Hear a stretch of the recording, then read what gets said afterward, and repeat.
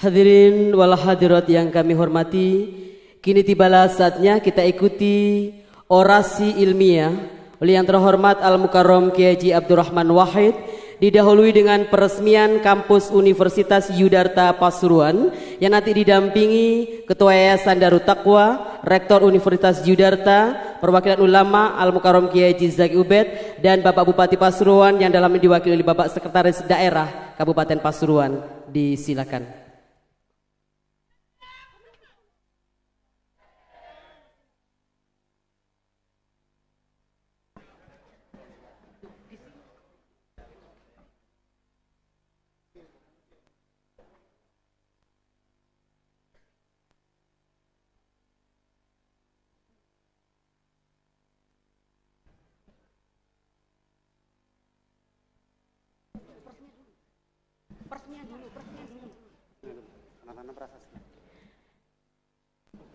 Hadirin, kita bersama-sama menyaksikan peresmian yang ditandai dengan penanda tanganan prasasti oleh Al-Mukarram Kiai Haji Abdurrahman Wahid.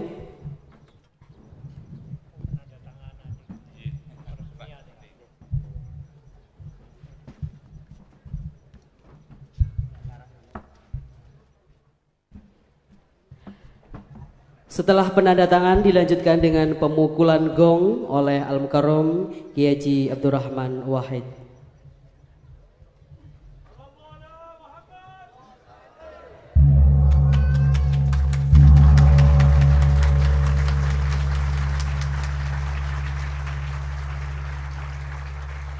Terima kasih Ketua Yayasan Darut Taqwa, Rektor Universitas Yudarta, Al-Mukarram Kiai Haji Zaki Ubed, dan Bapak Sekretaris Daerah Kabupaten Pasuruan berkenan kembali ke tempat.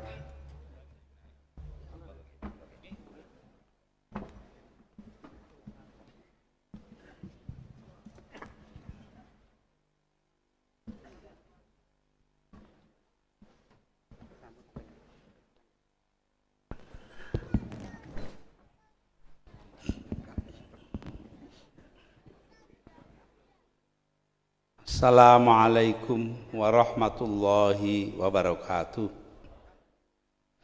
Bismillah walhamdulillah wassalatu wassalamu ala rasulillah Sayyidina Muhammad bin Abdullah sallallahu alaihi wasallam wa ala alihi wa sahbihi wa man tabi'ahu wa nasarahu wa wala wala hawla wala quwata illa billah.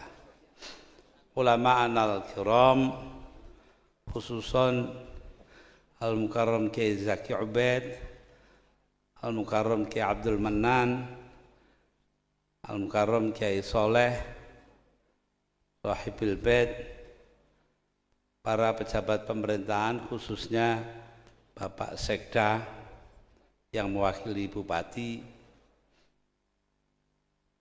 semua tenaga pengajar, mahasiswa dari universitas yang kita resmikan ini, hadirin wal hadirat. Saya datang ke sini baru kemarin, ada pondok ngalah. Ini saingannya pondoknya almarhum Kiai Hamid Kajoran, Magelang, yang namanya Pondok Pesantren Bodo. Sampai sekarang masih ada di bawah putra beliau Gus Bako Arifin. Para pemuka masyarakat, para hadirin dan hadirat, khususnya para mahasiswa, mahasiswi. Alhamdulillah pada pagi ini saya kemari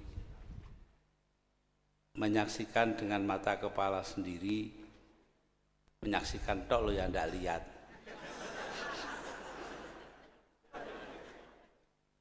Itu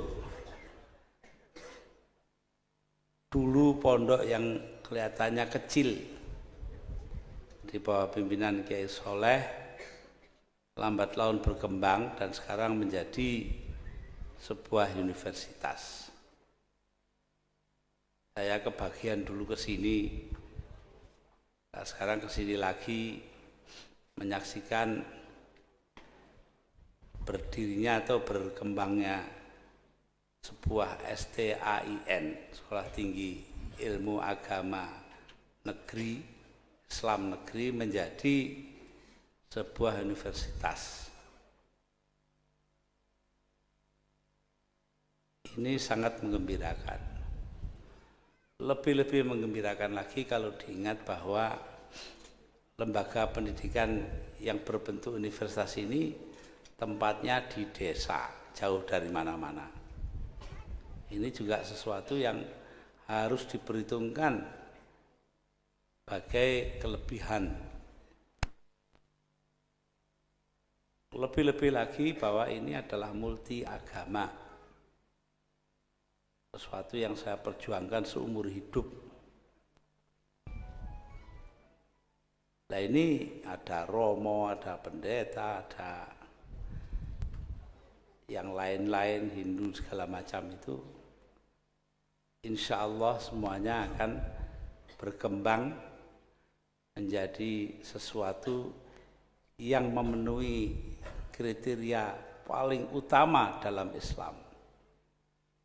Anfa'un nas, khairun nas anfa'uhum linnas. Sebaik-baik manusia itu yang bermanfaat untuk orang lain. Nah, mudah-mudahan di sini ketemu manfaat itu. Tidak peduli siapa yang mau, dikatakan nas kok. Semua manusia loh kan. Jadi tidak peduli agamanya apa, asal-usulnya bagaimana.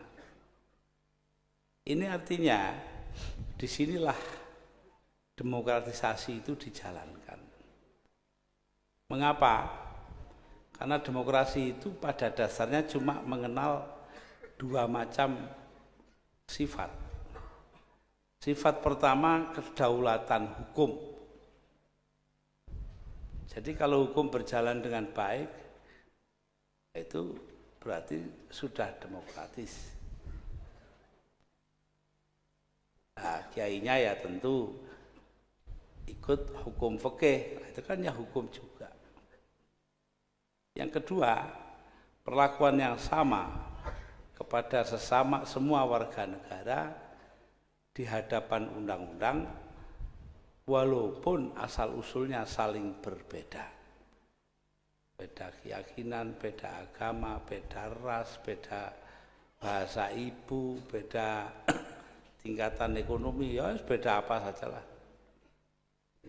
Jadi karena itu ya kita berharap mudah-mudahan lembaga pendidikan ini akan berkembang. Tadi kita dengarkan ayat Al-Quran, wa ma arsalnaka illa rahmatan lil alamin. Di beberapa buah tafsir, rahmatan itu bukan karunia, tapi dibaca silaturrahimi, persaudaraan. Nah, mudah-mudahan di tempat inilah terjadi persaudaraan di antara sesama umat manusia. Alamin di sini ail bashar, manusia, bukannya kok isinya alam semua, bukan. Tetapi manusia, persaudaraan di antara sesama manusia. Ini wa ma arsalnaka illa rahmatan lil alamin. Disinilah terletak arti daripada lakum dinukum waliyadin. Bagi kalian agama kalian, bagiku agamaku. Tiap orang berhak mengikuti cara masing-masing. Beberapa hari yang lalu saya dapat kiriman CD compact disc dari Kiai Haji Ahmad Mustafa Bisri di Rembang. Isinya adalah tembang bahasa Tegal.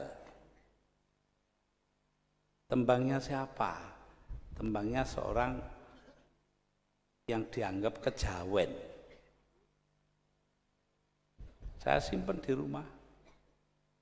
Saya tulis tulisan di koran. saya katakan bahwa saya dapatnya sangat terpengaruh. Mengapa?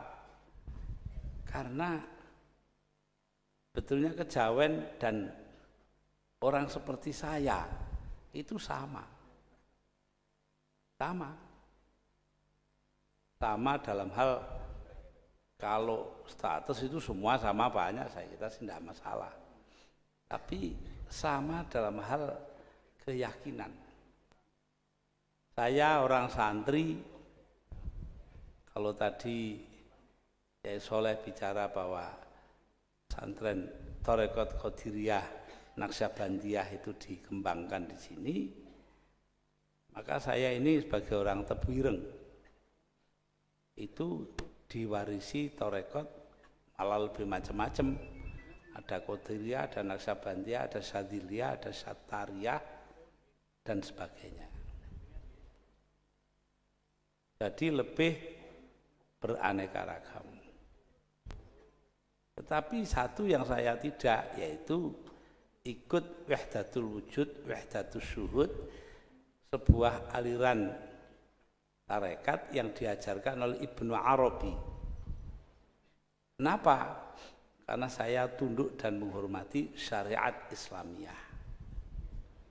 Pokoknya saya menentang undang-undang dasar Piagam Jakarta dimasukkan dalam Undang-Undang Dasar 45, tidak berarti bahwa saya ini tidak ikut syariah.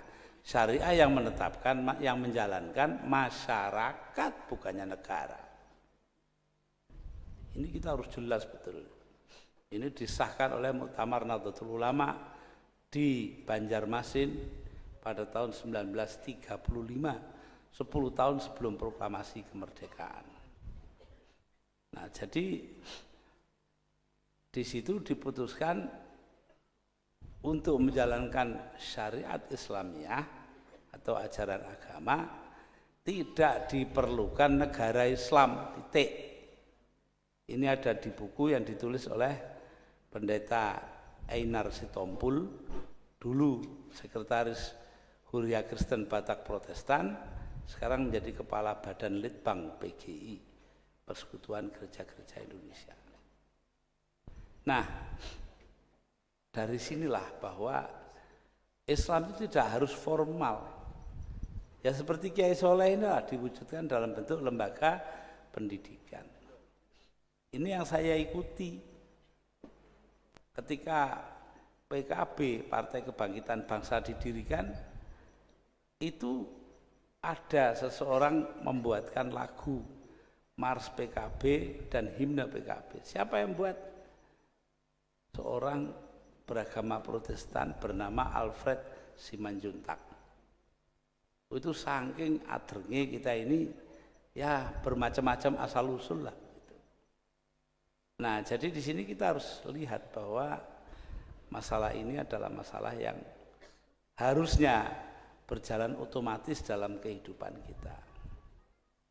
Saya merasa berbahagia berada di sini karena melihat bahwa yang menjadi ajaran tadi almarhum yang disebut semua saudara sing nok pasar sing nok ndi dulur kabeh, ya itu sudah. Lah orang tua kita itu begitu kok pandangannya. Waktu saya kecil di Tebuireng itu saya tiap hari main-main di sebuah rumah di Cukir, kira-kira ya sekilo lah dari rumah saya di Tebuireng, yang punya orang Katolik. Saking dekatnya, akhirnya rumah itu jadi gereja. Dan kalau coro santrinya diwakafkan, ya lah iya, untuk kepentingan agama.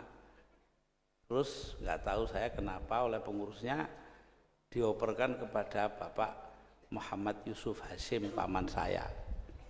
Jadi rumah beliau saya tinggalnya di situ. Di Tebuireng itu kan kalau nemoni tamu. Nah, jadi di sini kita melihat bahwa ini sudah lama ada di kalangan kita, tidak ada masalah apa-apa. Karena itu kalau sekarang ada yang ributkan Islam dan Islam, saya terus terang saja bingung juga. Ada pesantren ngalah, itu kan bahasa Jawa toh. Pondok-pondok dulu itu bahasa lokal, enggak ada namanya pesantren ngene ngono itu ya. Pesantren Tebu Ireng, pondoknya Yai Manan, pondok Singosari. Sampai sekarang saya enggak tahu nama bahasa Arabnya. Iya. Oh, tahu-tahu setelah tahun 50-an itu loh. Pondok Bahrul Ulum, pondok Mambaul Ma'arif, pondok Mambaul Huda. Saya jadi bingung lah, kok cara Arab kabeh ini rek. Ya, ini artinya formalisasi, kesenangan untuk resmi dari kalangan kaum muslimin. Ini muncul karena apa? Karena kuatnya budaya Arab. Bukan karena agama, ini soal budaya saja. Sama dengan dulu bahasa Jawa, sekarang pakai bahasa Indonesia kan begitu tuh. Saya ingat dongengnya paman saya, putranya ada di sini dengan saya,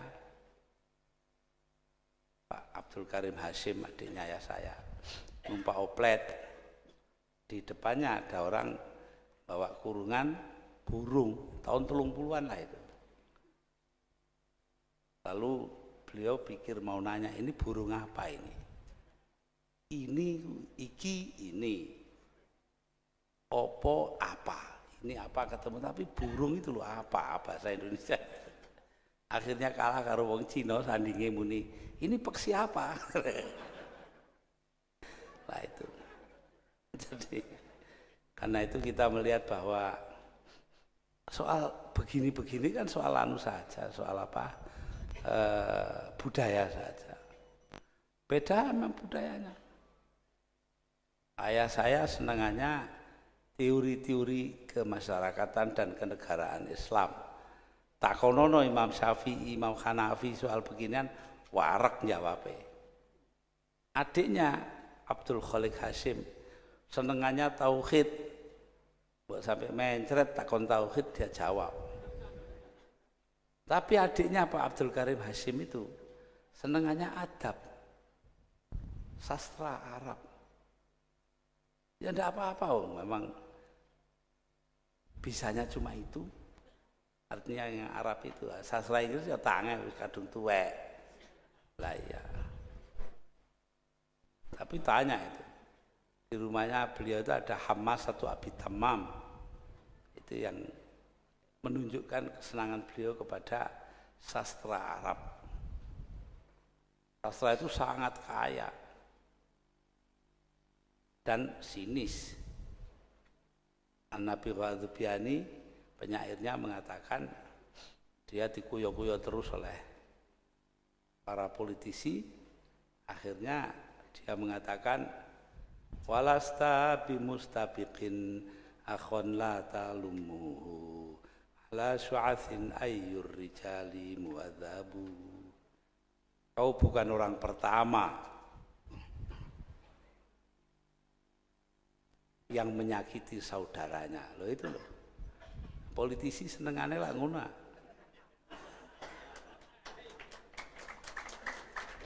Mesti nyakiti saudaranya itu. Ala syu'athin ayyur rijali muadzabu. Kalau dipikir secara mendalam, memang adakah orang yang sopan? Nah itu, saking sinise itu. Tapi saya lebih senang kepada sajaknya Thorafah ibn Abad syairnya itu. Dia mengatakan, walastu bihallalitila'i makhofatan, walakin mata yastarfidil qawmu arfidi. Aku bukan orang yang sembunyi di balik gentong karena ketakutan.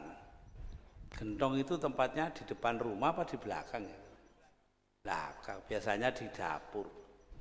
Lah orang yang sembunyi di balik gentong di dapur entek-entekan oleh weden. Ini katanya Thorofa loh. Walakin mata yastarfiti arfidil qaumu arfiti. Tetapi kalau kaumku minta pertolongan, akan kutolong. Loh ini, karena saya tidak berada di gentong, di balik gentong ya saya kalau kaum saya minta tolong, saya tolong. Kalau perlu toh mati nyawa. Loh. Ini Thorafah Ibn Abid sudah begitu.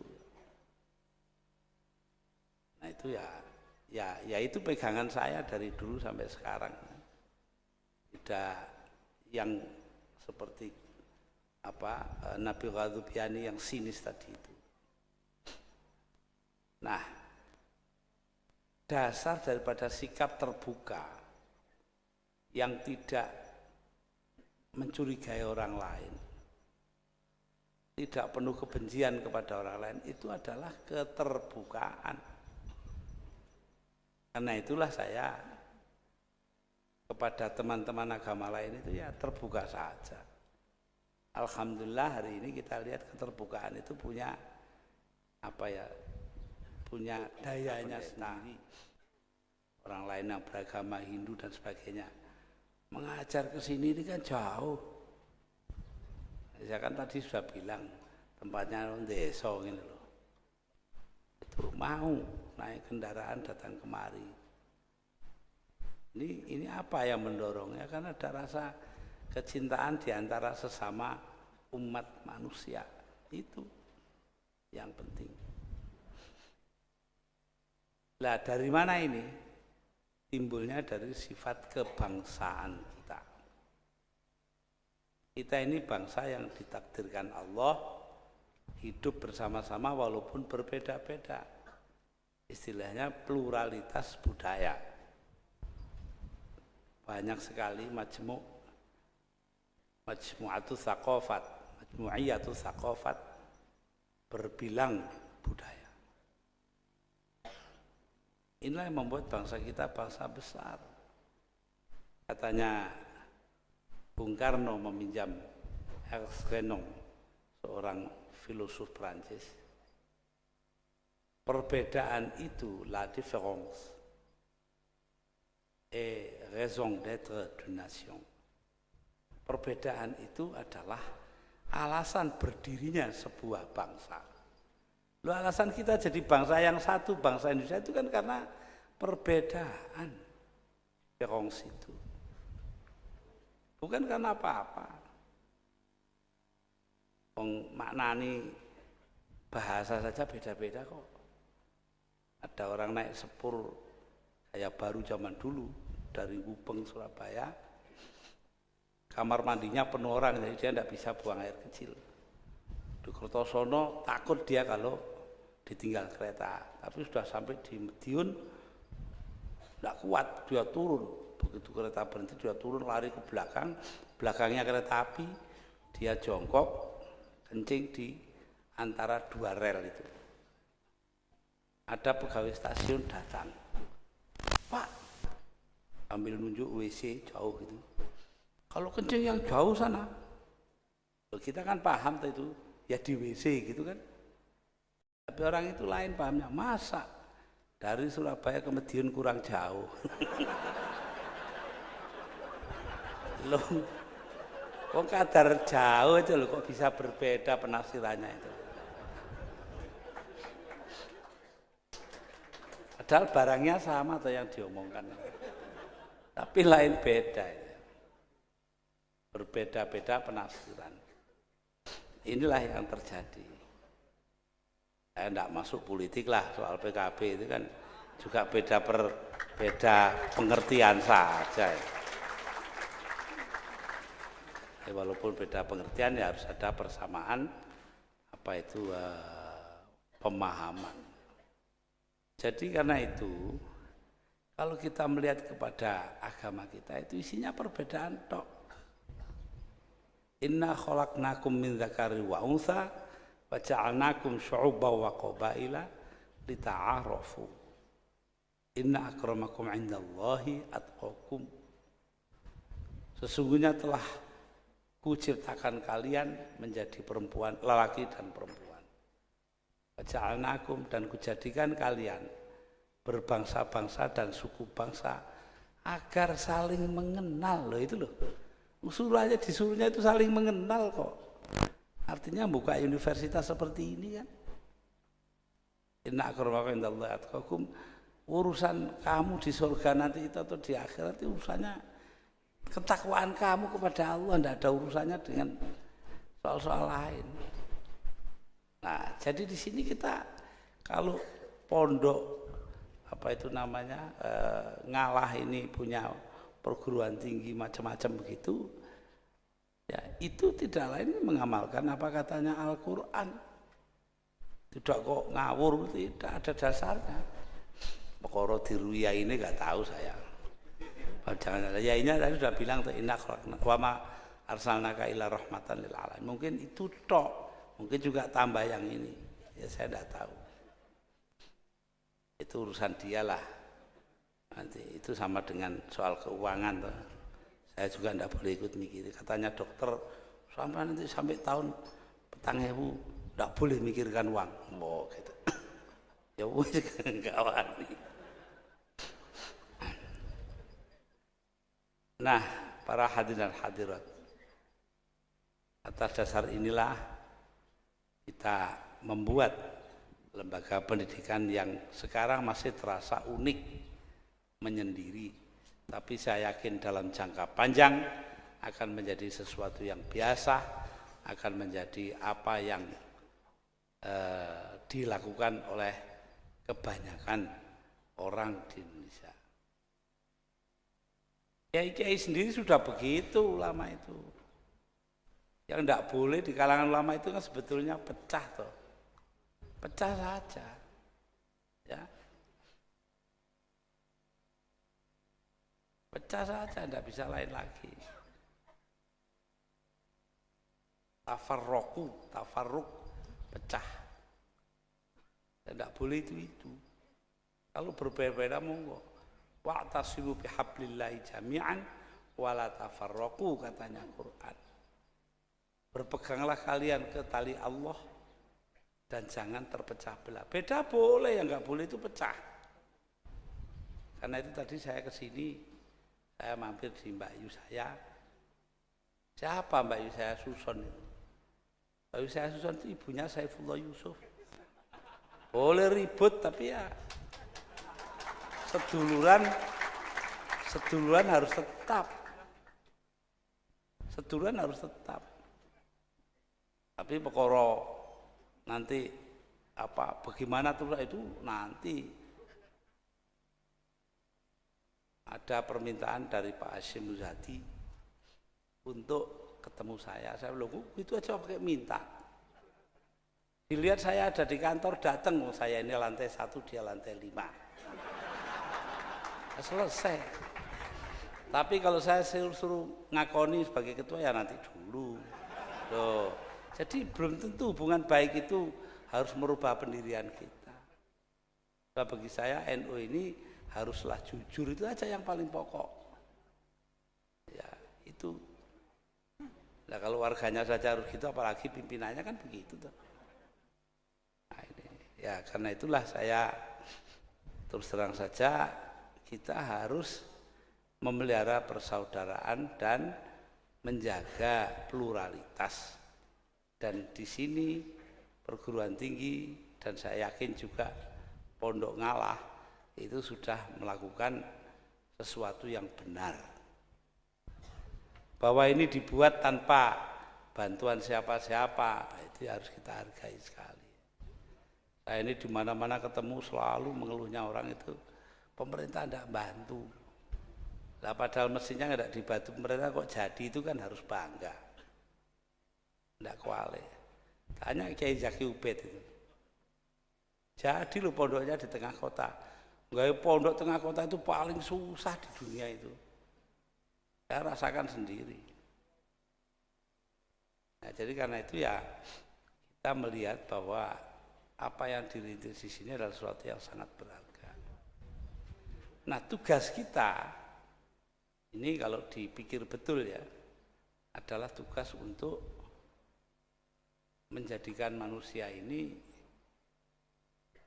hidup pertama demokratis, yaitu berdasarkan kedaulatan hukum dan mempunyai perlakuan sama kepada setiap warga negara terlepas dari perbedaan-perbedaan mereka. Yang kedua, menciptakan keadilan dan kemakmuran sekaligus. Adil tok, ndak pakai makmur negara komunis.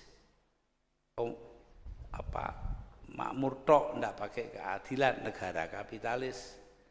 Lah Indonesia ini ma baina wa baina. Nah itu ya begini ya ndak begitu, tapi separuh-separuh lah. Ya dulu ini bapak-bapak yang beragama lain perlu saya ceritakan bahwa saya dulu itu kalau pidato wong beling ya selalu bilang Indonesia ini bukan negara teokratis, negara Islam, juga bukan negara sekuler karena agama punya peranan.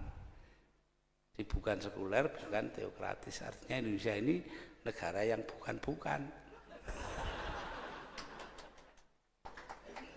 Nah ini ya Pak lu mau beling kon pidato salah sing ngakon. Nah, para hadirin hadirat, ini saja yang sebetulnya menjadi inti kita, keadilan, kemakmuran, demokrasi. Ini yang persatukan kita, bersamakan kita. Satu yang ingin saya rembuk di sini, saya kemukakan. Banyak pertanyaan kepada saya, Pak, di kampung saya ada gereja. Ya baik toh. Enggak Pak, itu orang Kristen itu lebih piye. Cuma 30 orang saja, 40 orang saja bikin gereja. Nanti ada lagi bikin gereja lagi. Saya bilang, lah inilah bedanya Islam dan Kristen. Orang Islam itu sing Muhammadiyah, sing Syiah, sing Sunni, sing NU. Barangkali itu bisa duduk di masjid yang sama, sholat dengan imam yang sama, itu loh. Karena liturginya itu tidak beda satu sama lain. Paling yang beda ya cuma khutbahnya. Gitu. Ada orang sarang di pantai utara Jawa Tengah itu punya anak dipondokkan di Mekah zaman dulu. Dia juragan perahu untuk mondokkan anaknya, tiap tahun dia jual perahunya. 5 tahun anaknya pulang karena bapaknya gantian perahu. Lah begitu pulang disuruh khutbah Jumat. Alhamdulillah, biasa ini Muhammadiyah ini. Si cidok gitu tuh. Alhamdulillah, NU ini loro. Alhamdulillah, lah kok telu. Alhamdulillah 4, bingung dia orang tuanya. Alhamdulillah 5, bangkit bapaknya bangun. Kurang ajar, perahu 5 kamu tuker. Alhamdulillah 5.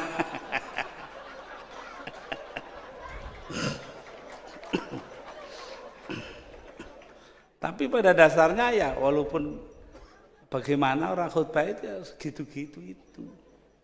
Sampai dibujui saja tidak tahu kok. Mergo khutbah cara Arab yang dibujui wong Jawa. Jadi ada khotib orang Arab biasanya jual minyak wangi di kampung, hari Jumat di daulat suruh jadi khotib. Nah, dia khutbah itu. Al-Jawi ya'kul khannas. Orang Jawa makan ular. Sing siji ngerti.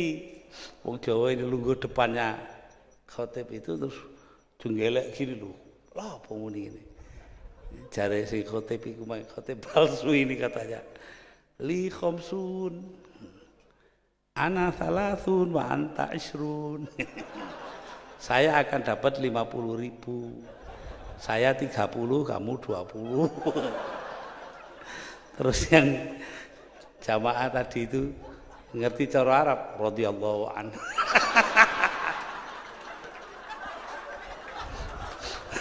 Badar kabeh Jumat. Ya, jadi di sini ya salah paham tuh setiap bahasa ya punya. Ada orang Arab kawin dan orang Madura ya. Sing Arabe alus, sing wedoke sari rapet wong Madura. Jadi malam pertama Arabnya nekat terus sing wedok sakit Tuhan. Wong Purwosari kan tahu tuh sakit itu sakit. Katanya si suaminya, wallahi anak Arab tulen bukan seke.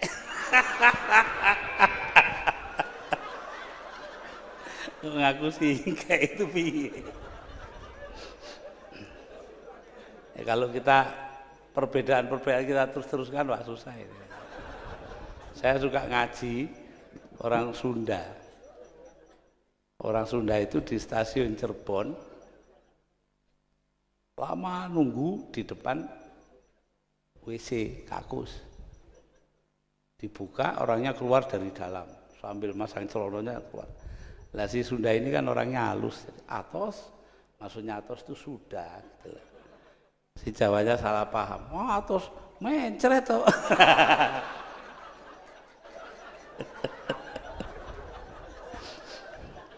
Maaf Romo, saya ini modalnya orang ngaji keliling ya gini. Harus cerita yang lucu-lucu, kalau enggak orang lari. Dan harus begini, enggak boleh obrak-obrak itu tuh, itu bukan mubalik, itu mantan dan ramil. Wah, ada yang begitu, mantan dan ramil suruh khutbah, ya ayyuhan nas, ittaqullah haqqa tuqatih wa la tamutunna illa wa antum muslimun. Wahai manusia, bertakwalah kalian kepada Tuhan kalian. Awas kalau tidak. Pakai awas baru.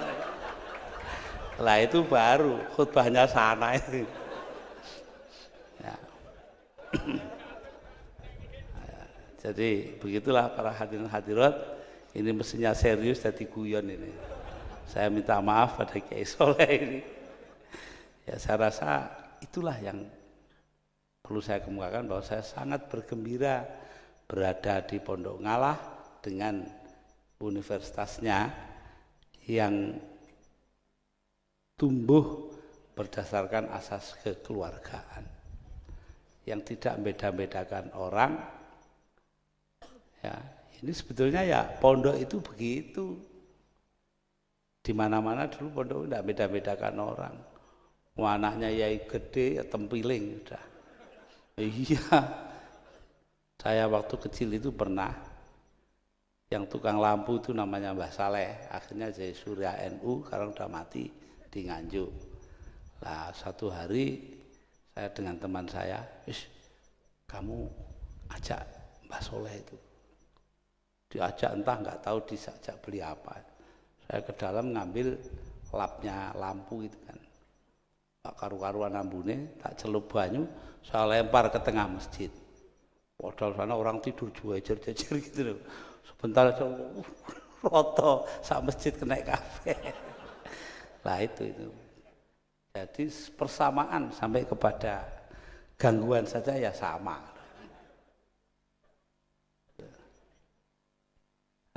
Ya memang begitu, itu gunanya supaya orang tidak bosen.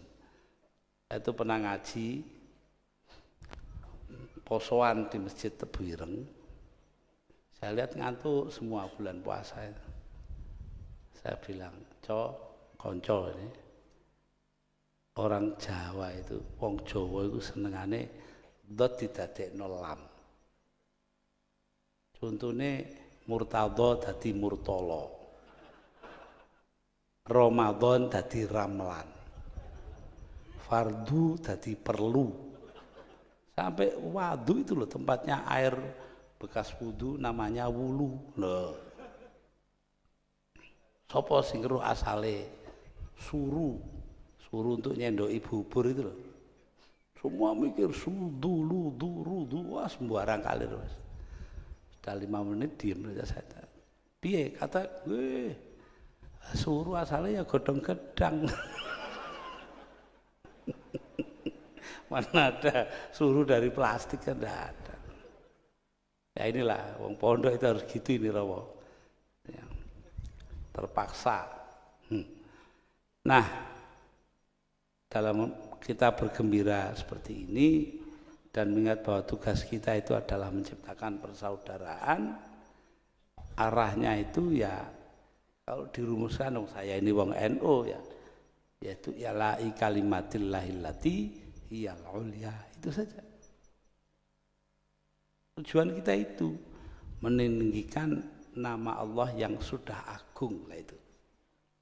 Kalau ada yang punya tujuan lain untuk kemuliaan diri sendiri itu ya tidak begitu tepat lah. Tapi justru kalau kita ini bekerja untuk Allah semata-mata seperti yang dilakukan Kiai Soleh dengan perguruan tinggi dan pondoknya, itu pertama akan diterima dengan baik oleh Allah, kedua membawa kenikmatan bagi warga masyarakat umumnya, dan yang ketiga memajukan Indonesia, tanah air kita. Itu aja. Di situ aja. Lah gedung, lah ini, lah itu semua kan hanya sarana saja. Saya nggak tahu rektornya di sini siapa. Saya bisa ceritakan suatu waktu saya ini diundang orasi ilmiah di sebuah perguruan tinggi di sana, daerah Tapal Kuda sana di Keraksan. Lalu ya biasa karena mau ceramah saya duduk di antara hadirin. Tahu-tahu ada di pintu berdiri yang tukang kecerek itu loh, brok gitu itu. Wah itu dia di pintu, brok, semua diam.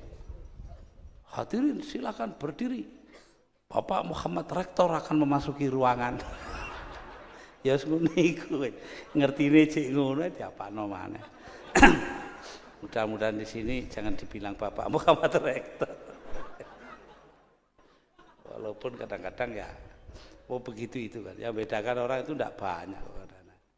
Ada rektor sebuah perguruan tinggi, saya diberitahu orang karena itu saya tidak percaya, tapi akhirnya disuruh berdiri di belakangnya waktu menyanyikan Indonesia Raya ini. Tahu-tahu sang rektor ini apa nyanyinya? Indonesia siapa itu?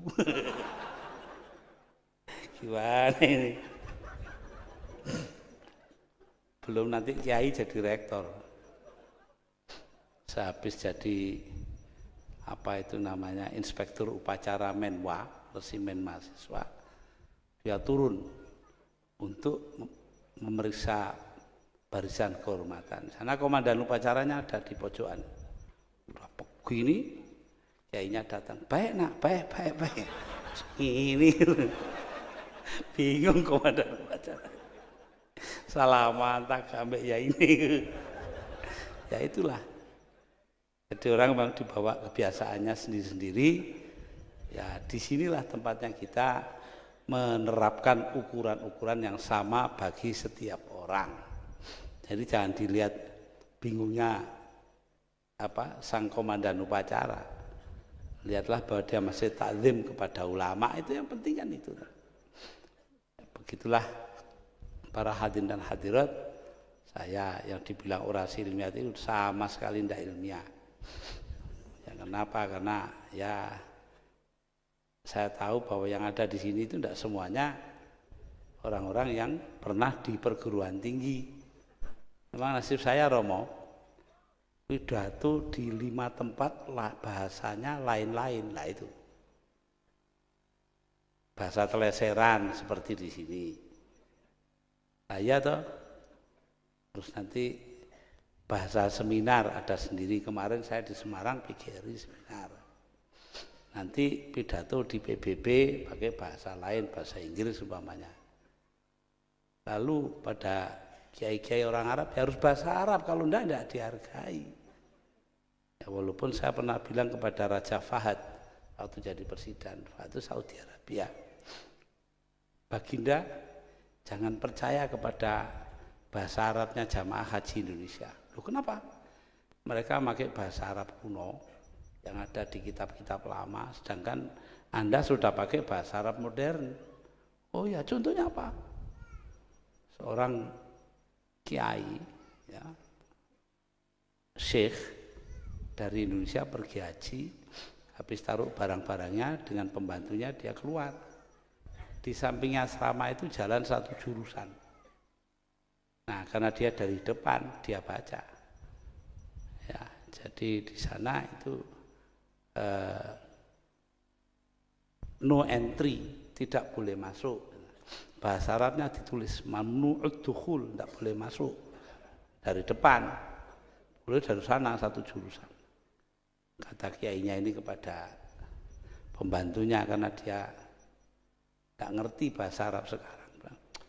Orang sini. Kenapa? Karena dukhul itu kalau di kitab-kitab lama itu hubungan seksual suami dan istri. Lah di situ kok mamnu dukhul dilarang dukhul. Orang sini keterlaluan. Loh, kenapa? Masa begitu kok di jalan?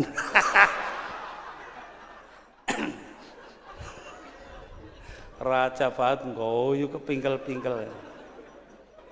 Setelah sampai kembali di Jakarta, seminggu kemudian saya dapat surat dari seorang warga negara Saudi Arabia.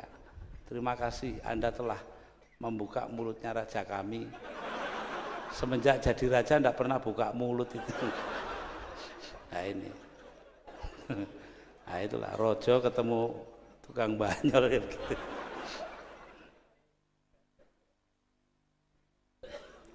Nah, karena di hadapan Romo, saya tidak tahan terpaksa menceritakan yang ini belakangan ini sebagai penutup. Beberapa bulan sebelum wafatnya, Sri Paus datang ke New York di Amerika Serikat. Sore-sore dia naik mobil di pinggir kota kan sepi. Dia bilang kepada supir, "Supir, berhenti. Anda pindah ke belakang, saya ingin belajar nyetir." Umurnya 84 tahun. Jalan saja setengah mati, nyetir 2 menit masuk Solokan. Polisi datang, terus diurusi semuanya beres, ya tidak kecelakaan, pelan aja.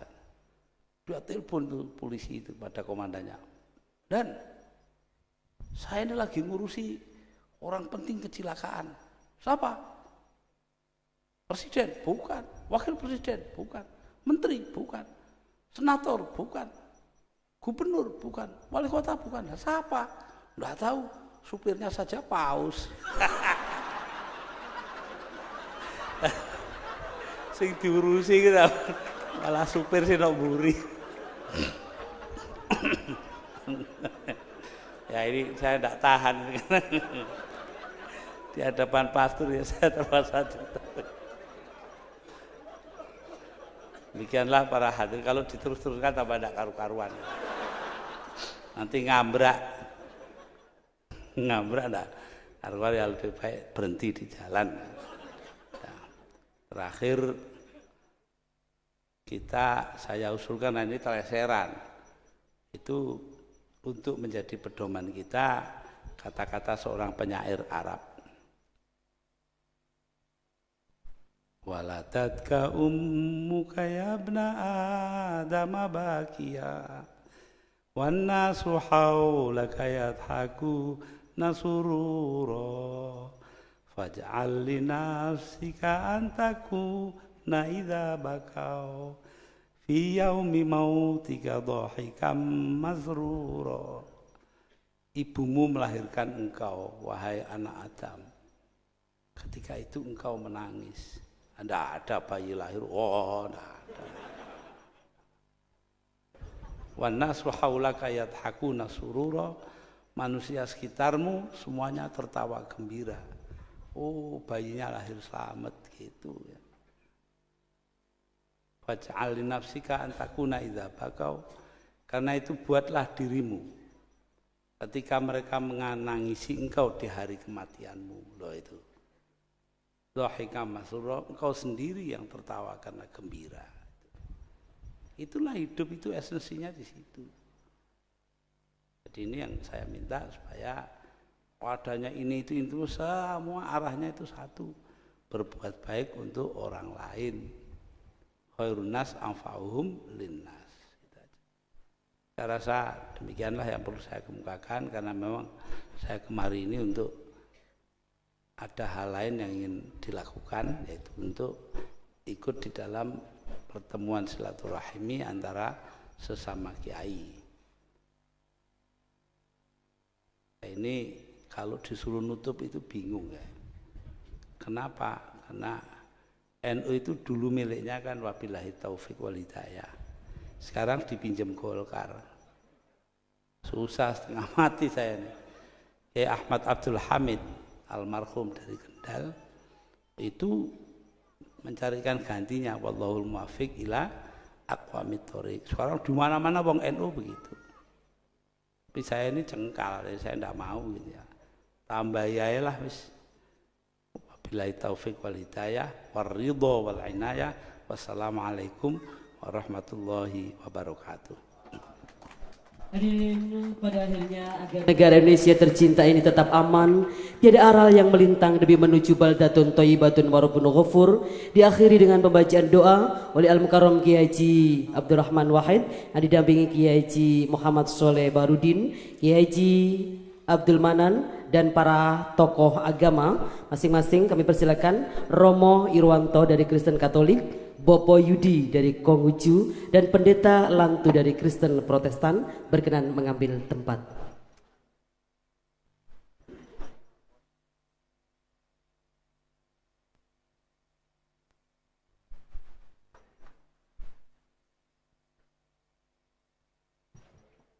Dan Kiai Haji Nawawi dari Sidogiri.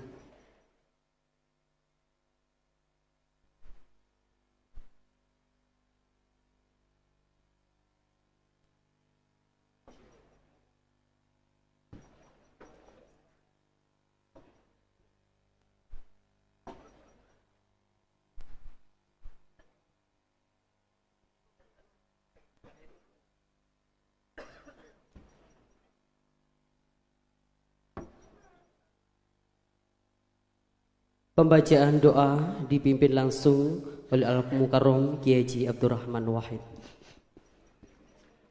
Wong NU tidak kaget ini. Mari kita doa ini yang mengajarkan Sunan Ampel 500-an tahun yang lalu, dan kemudian diambil oleh mbah saya Kiai Haji Muhammad Hasyim Asy'ari Tebuireng. Pendek saja diambilkan dari Suratul Kahfi. Akan saya bukan sini karena saya tidak seperti Cak Zaki bisa ndonga panjang saya ya. Gitu itu. Gak iso ndonga tekon ndonga. La hadrat Nabi Mustafa Muhammadin sallallahu alaihi wasallam. Fatihah.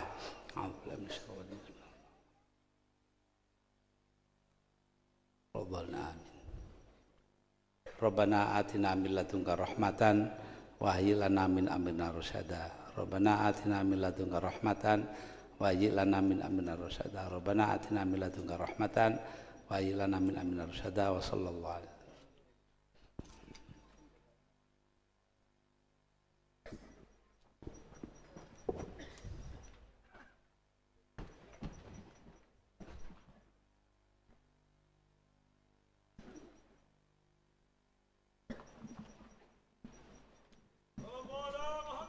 Hadirin, dengan berakhirnya pembacaan doa bukan berarti usai pada siang hari ini, namun melainkan masih ada acara dan saat lagi kita beramah-tamah sambil menikmati hidangan santap siang bersama. Dan kami persilakan kepada para alim ulama, Bapak Wakil Bupati beserta pejabat di lingkungan pemerintah Kabupaten Pasuruan dan para tokoh agama se-Indonesia berkenan mendampingi Kiai Haji Abdurrahman Wahid berkenan menuju ruang ramah-tamah sambil menikmati hidangan santap siang bersama. Dan untuk Bapak Ibu undangan yang lainnya dipersilakan untuk tetap tinggal di tempat. Saat lagi petugas akan menghantar hidangan santap siang di hadapan Bapak Ibu semuanya sambil menikmati hiburan kontemporer dari Pondok Pesantren Ngalah, Kecamatan Purwosari, Kabupaten Pasuruan. Disilakan.